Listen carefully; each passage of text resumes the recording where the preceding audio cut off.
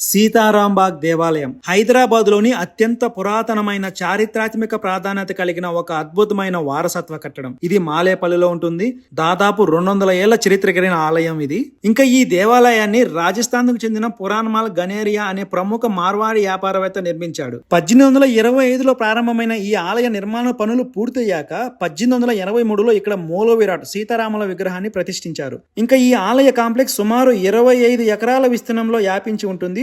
చుట్టూ శత్రువుల నుండి రక్షణ కోసం 20 అడుగులు ఎత్తైన భారీ రక్షణ గోడ నిర్మించారు. 1940లో రజాకుల దాడుల సమయంలో ఈ గోడ స్థానిక ప్రజలకు ఆశ్రయంగా నిలిచిందని చరిత్ర చెబుతుంది.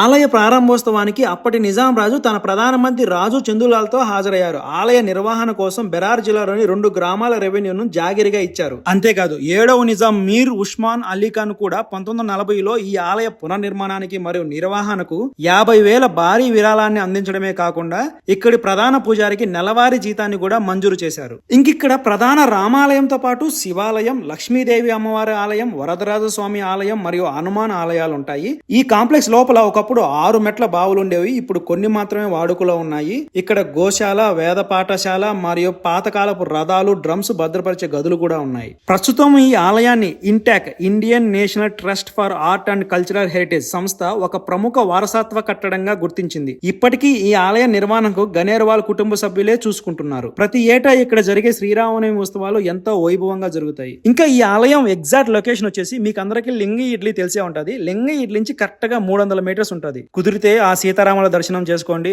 జై శ్రీరామ్.